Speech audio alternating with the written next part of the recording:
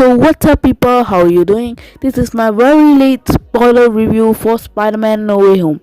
It's been a month and a half since the movie came, and the movie is going to come on digital at the end of this month. Also, in this video I'll be talking about some mind-breaking things from the movie, which are kind of the more important or highlights of the movie.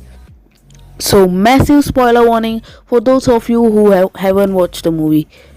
So I probably think everybody watched the movie anyways. So if you do not want No Way Home spoiled for you, click away right now.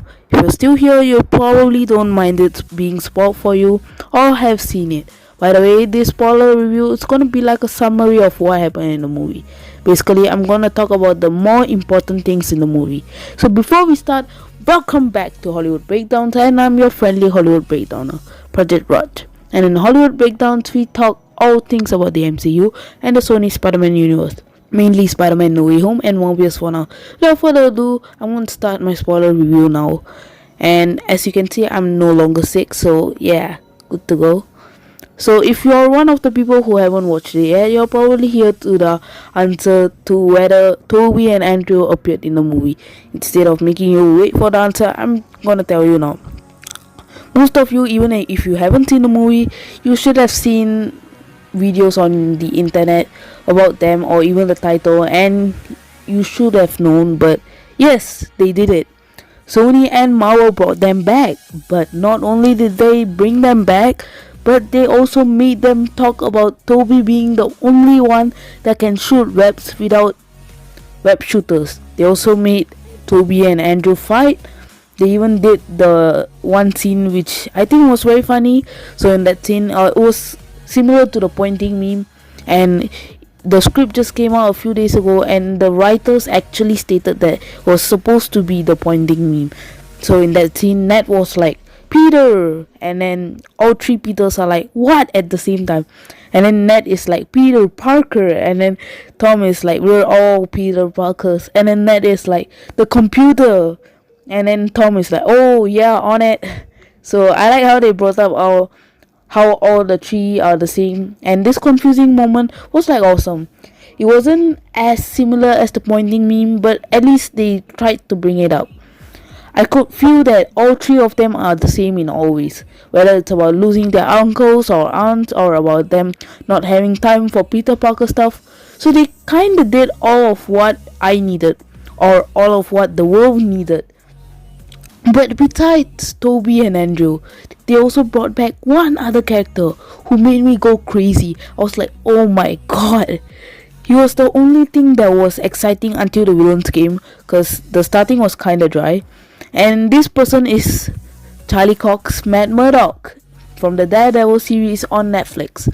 And 1 to 2 days before the release of No Way Home, the MCU revealed Vincent D'Onofrio's Wilson Fisk from Daredevil in Hawkeye as well.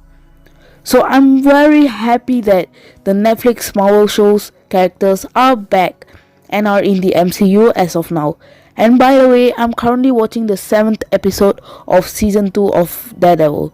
So I've been watching Daredevil a lot recently, because I was on the 7th episode of season 1 like 2 weeks ago.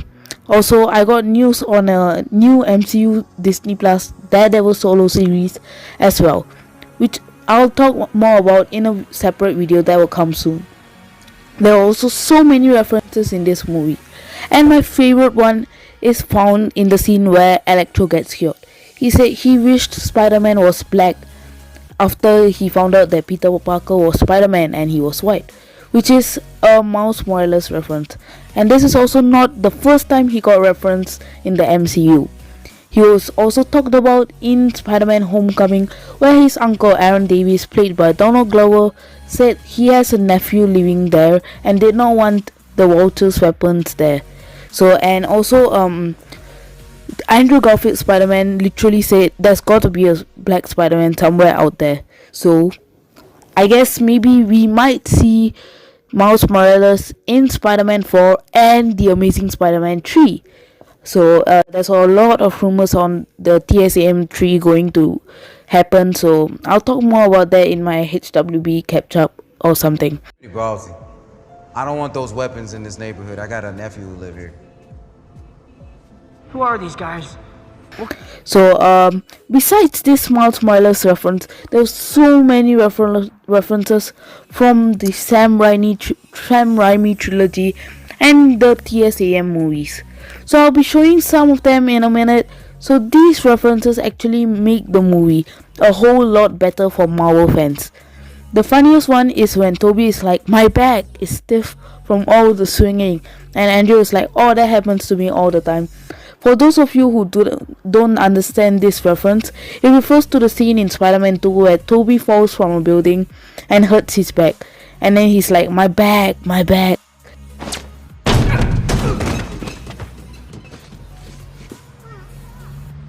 My back. Oh, my back. So here are the references in No Way Home. You know, I'm something of a scientist myself. You know, I'm something of a scientist myself. The power of the sun in the palm of my hand. The power of the sun. The palm of your hand.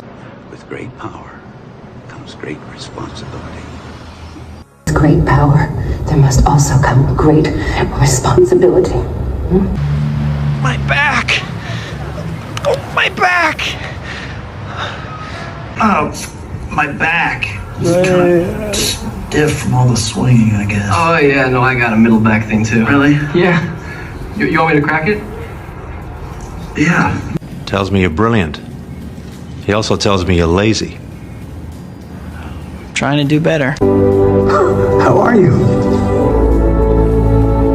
Trying to do better. And in this movie, all the actors were awesome, which made the movie turn out to be amazing.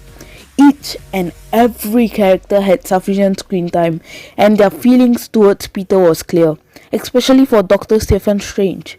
At the start, Strange was like, we saved half of the universe together. I think we are beyond you calling me sir. And then Peter says, okay, Stephen. This was seen in the teaser trailer.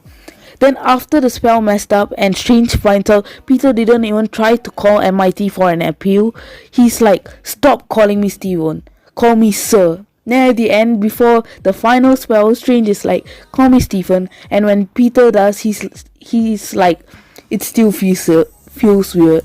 Which tells me how Strange feels about Peter. He was angry after the spell and made Peter call him sir, but now he respects Peter's sacrifice and allows him to call him Stephen again.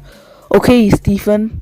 Are you, sir? Please, we saved half the universe together. I think we're beyond you calling me sir. Okay, Stephen.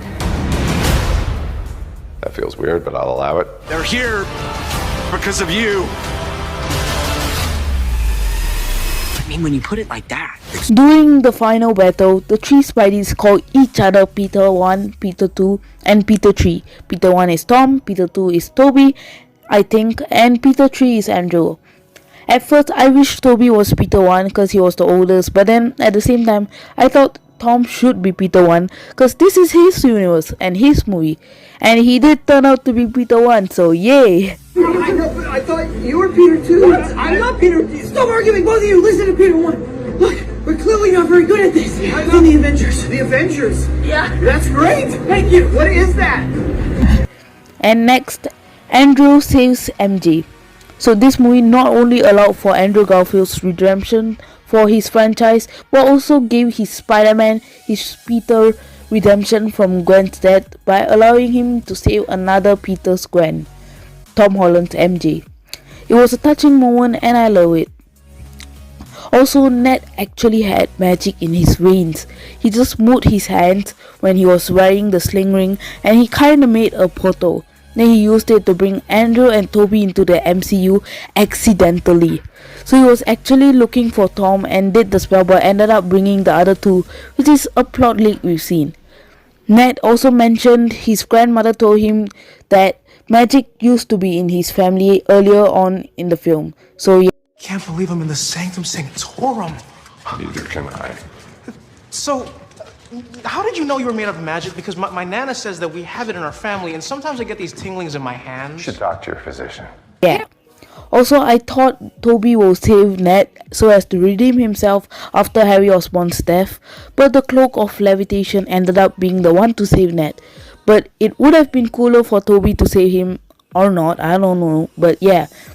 Anyways, him wearing the cloak reminded me of the Hobgoblin, which is the character Ned becomes in the comics.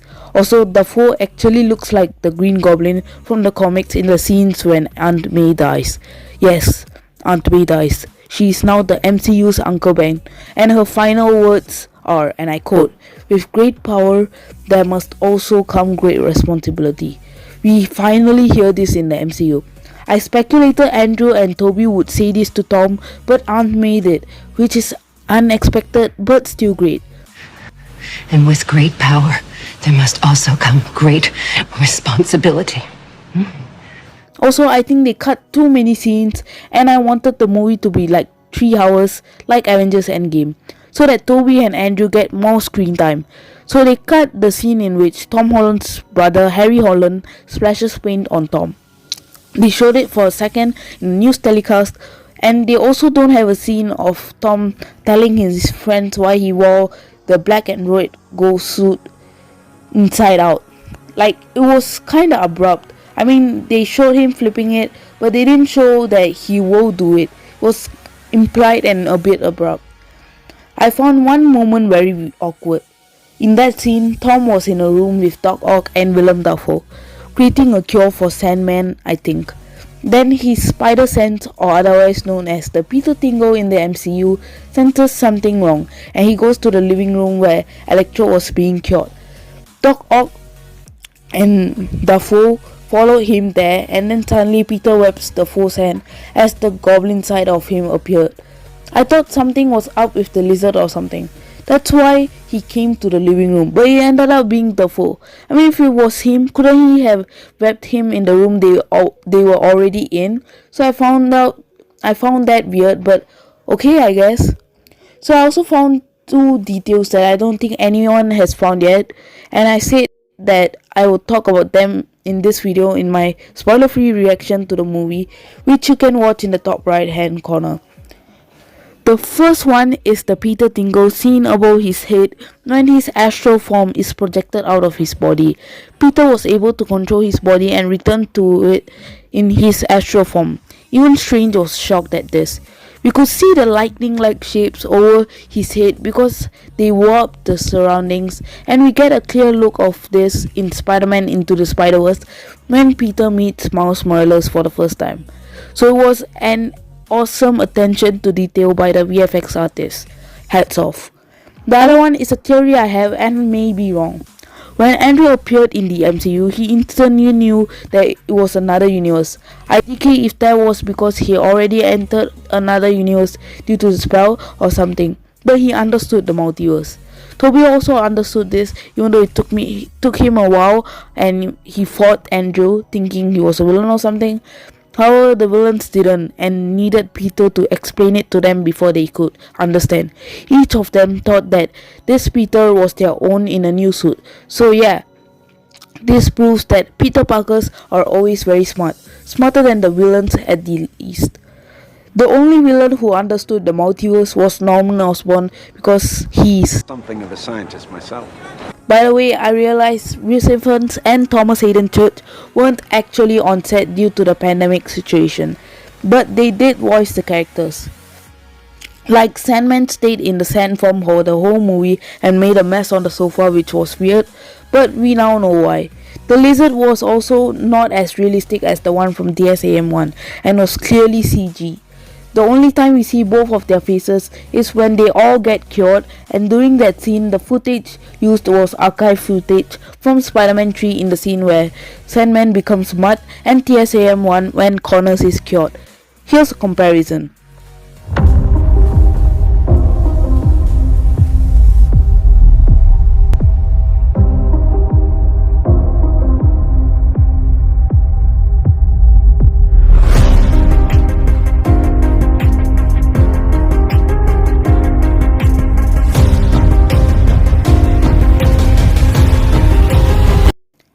Now, I also want to talk about a scene which was very funny. Ned asks Tobey if he had a friend, to which Tobey replied, I did. He died in my arms after trying to kill me. It's heartbreaking.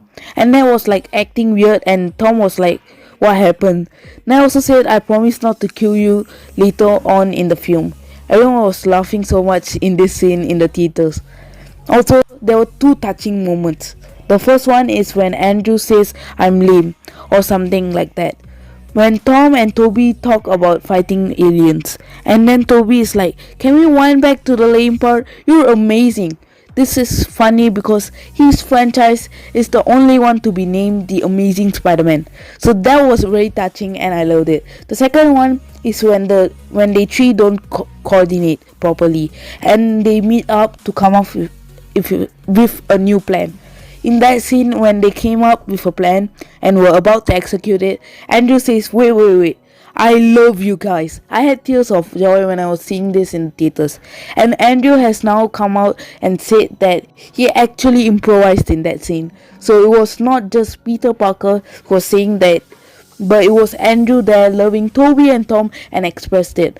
And the filmmakers loved it, so it ended up in the final cut. Still is touching and will always be. Now I want to talk about how comic accurate the MCU is. I just realized that the words, with great power there must also come great responsibility, was said by Aunt May in the comics and not Uncle Ben. And she did say the there must also come part originally, but movies have cut it down to with great power comes great responsibility. They also made Electro comic accurate by making him yellow, though he didn't have any green color areas on his suit. They didn't show how he became yellow, but he did. Also, they did the comic-like crown-shaped mask using his power like we seen in the trailer. It only appears for seconds though. Another thing they did was the classic Spider-Man suit. In the end of No Way Home, Tom Holland makes his suit using cloth like Tobey and Andrew, which we've not really seen in the MCU. The homemade suit isn't considered as the classic one. We've seen the other two Spideys make both the homemade one and the classic one. Moreover, Peter lives in a rented flat like Tobey's Peter did in Spider-Man 2 and 3. We may finally get to see Mr. Ditkovich in the MCU. I also felt that the ending was very sad and it was the moment I cried. So everyone forgets there was such a person called Peter Parker, and it basically means the other people feel that Peter never existed till today. The bad thing about this is that MJ and Ned also forget him. Peter promised MJ to come back and make her remember, but he didn't because he saw a plaster on MJ's forehead. He didn't want her to get hurt anymore, so he just left the place with a coffee he bought. A mistake that Andrew did, because even after he made a promise to Gwen's father, he still used her help because she kept coming and she died. I still feel sad and cry when I see that scene. Tom goes on to live in a rented flat, makes his own classic suit inspired by Tobey and Andrew's suits, and tries to graduate by reading books on taking GED tests. So yeah. Next up, I want to talk about the first post-credit scene, which is about Venom. So Eddie Brock was talking to the bartender about the Avengers and was saying that he should go to New York, find Spider-Man and talk to him. Also, I forgot to add something on. In the script that was released a few days ago, it says that MJ had a spark of recognition when Peter finished her sentence and left. So I think maybe in Spider-Man 4, Peter and MJ may get back together and maybe their love breaks the spell. So continuing with this, so Eddie Brock was talking to the bartender about the Avengers and was saying that he should go to New York, find Spider-Man and talk to him. Just when he said that, he was transported back to his universe through Doctor Strange's final spell. But part of the Venom symbiote is left behind in the MCU. So this Venom symbiote in the MCU will obviously do what Eddie wanted to. It will go to New York and bond with Tom Holland. And the events that happened in Spider-Man 3 may repeat in the MCU Spider-Man 4. We also got a first look at the MCU symbiote suit, which I'll talk more about in my HWB catch-up and maybe even make a separate video on it. So here's the first look. Lastly, I want to talk about the second post-credit scene of No Way Home, which is a Doctor Strange into the Multiverse of Madness teaser and came out on YouTube a week after. It was very thrilling to watch it in the theater and it revealed so many things. So I'm just gonna talk about some theories for the movie. It showed Scarlet Witch, America Chavez, Gargantos, and last but not least, Strange Supreme. Gargantos and Strange Supreme were rumored but never confirmed. Now they are. In the No Way Home teaser trailer, we only got Afro Molina, and in the trailer, we got the remaining 4 villains. But for Multiverse of Madness, 2 mind-blowing characters have already been revealed in the teaser. So I can't imagine the number of people that will be introduced in the teaser trailer and finally in the movie. Some characters rumored are Loki, Sylvie, the X-Men, Fantastic Four, the Midnight Suns, Tobey Maguire Spider-Man, Tom Cruise's Iron Man, Emily Blunt's Black Widow, and John Krasinski's Captain America. They are all rumored to appear in Doctor Strange 2. Imagine getting confirmations of them in the trailers. It's gonna be awesome. The 3 Spider-Man were the special characters in No Way Home. I wonder which ones are going to be the special characters in Multiverse of Madness and not going to be reviewed in the trailers. I was one of those who wasn't interested in this movie, but after hearing the rumors, I'm definitely going to the theater to watch this movie. By the way, I will make a separate video on this teaser soon. It will not be a breakdown, but I'm going to discuss some theories on the movie. If the trailer comes out before that, then maybe it would be my trailer breakdown and I'll also talk about theories. So that's it for this video. With this, I'll catch you guys again in either my Multiverse of Madness theories video or my HWB catch up video. Thank you and peace out. What do you know about the multiverse?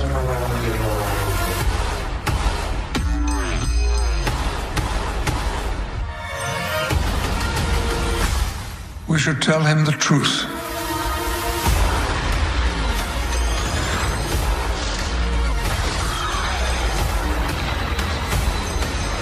Careful, Stephen. This path exacts a heavy toll. Watch the full trailer online. I saw someone on the bridge. He was like a flying green elf. Well, he sounds jolly. This Christmas, give your family the gift of the best Spider-Man ever. Well, I'm in. In theaters now. This one's good. They're here because of you. I mean, when you put it like that.